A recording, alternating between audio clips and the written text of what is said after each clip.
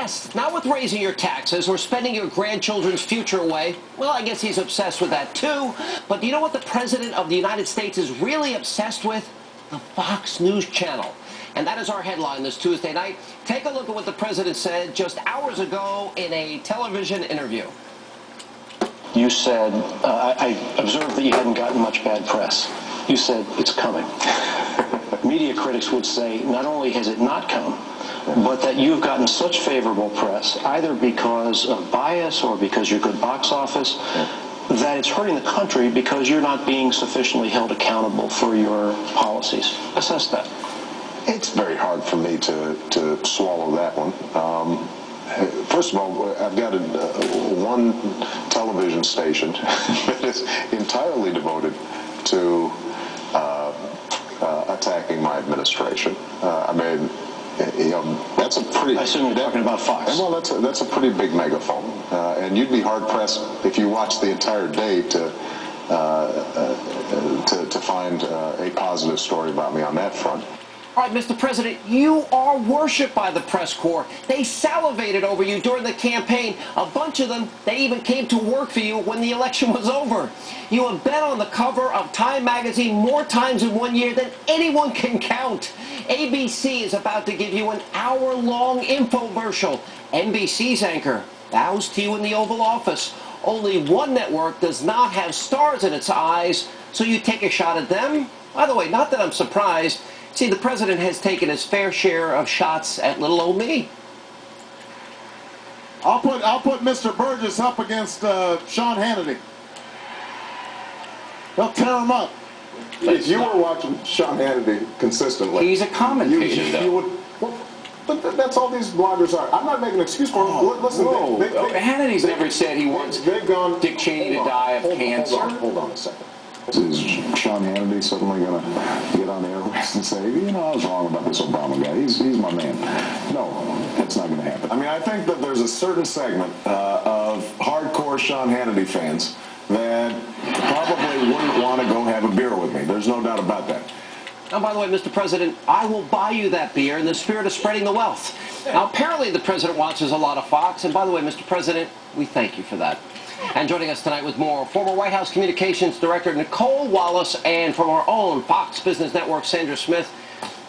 He doesn't like Fox. I have an idea. Yeah. I think you need to put up a clock and clock how long it takes him to come on and have that beer with you. He's obsessed with you. I'll put the beer right wherever I'll go to the White House. I mean, this is like an obsession bordering on a man crush. Oh, is that right? Well, why? To feel so strongly, though, Sean, you're right. We should say thank you. To feel so strongly about the network, he really must watch a lot of it. So we thank him for that. And while the economy is still in a recession, watch the Fox Business Network as well. Now, here we've got Brian Williams bowing before the President, you know, and I guess he was sort of doing his imitation of when he met the Saudi king.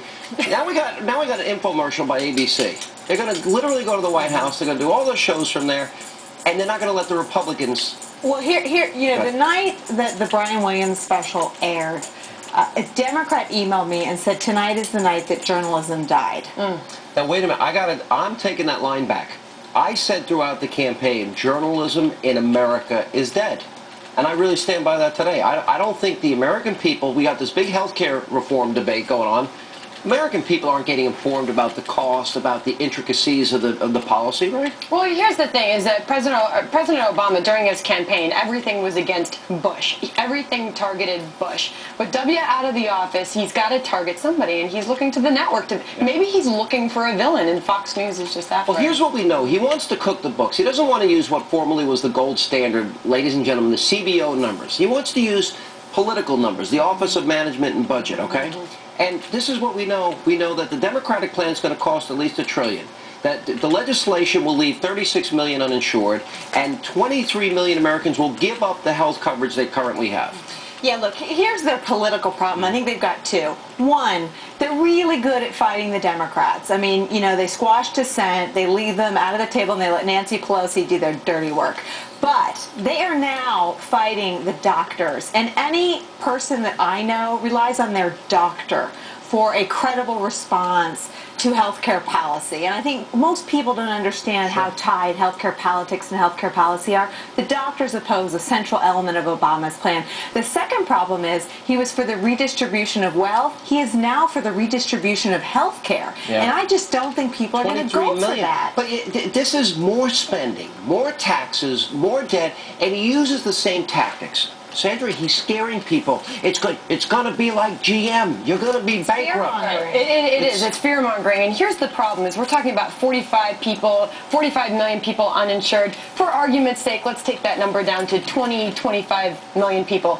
Once President Obama and the government starts funding these people to be insured, we lose the free market as we know it. These private insurers go out the door, at least most of them. They'll get out of the business. They'll get out of the business, and all of a sudden we're stuck with a lower quality of health care in this country. And they cover 70% of us. Yeah. So it's not, they're not insignificant. And you know, I really think that they may be making their first strategic mistake by, you know, it really is one thing to give Republicans the strong arm. It's another thing to give America's doctors. You see, I think it's more than that. I think between that and saying we're meddling in Iran, which is what he said today, what a word. and North Korea, What a word. We're advancing the cause of freedom. If America doesn't stand for freedom, who will stand for freedom? Here's what he said today also. He said he predicts unemployment will be 10%. But yet he was telling us within this year we're going to save or create 3.5 million new jobs.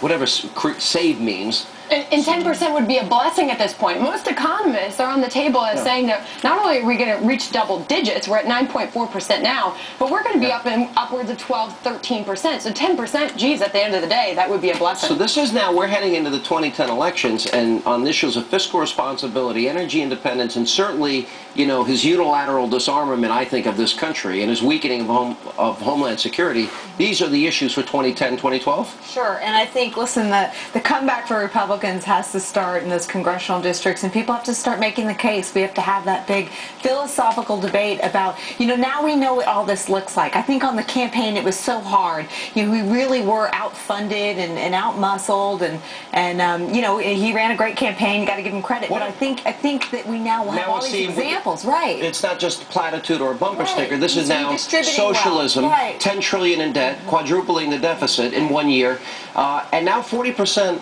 According to Gallup, say that Americans are conservative. Only 21% identify themselves as liberal. Here's the problem is now we're all facing more taxes for health care. Yes, it's going to be, the Obama administration tells us it's going to be better for all of us in the long run. But there's, you know, a lot of conflicts with what they're saying there. But people are finding themselves right now, people who voted for Obama, looking at what's being doled out to them and saying, hey, is this really what's on the table now? Is this what we voted for? Yeah, but and he's talking the other taxes, a VAT tax, and taxing the benefits if you have, you know, employer-supplied health care. Now we're going to tax that. That's the redistribution. Is there a wake-up point? You know? Do Americans now wake up at some point and say, you know, that guy Hannity was right? This is socialism. But here's the problem. If they're watching Fox, yeah, sure. But what he said about Fox is actually really serious. His indictment of Fox was that there are no positive stories about him on the network. Now, when did it become any network's job to do positive stories about the president? They're there to cover the news. They're there to cover what happens. And that is an alarming Journalism statement. is dead. Journalism in America has died, sadly, and but we're here to solve that problem. You guys are the antidote. All of us together, yeah. All right, guys, good to see you. Thank you for being with us. And coming up, David Letterman has finally issued a so-called apology to the Palin family, but is this too little, too late? We'll check in with Jerry Thompson.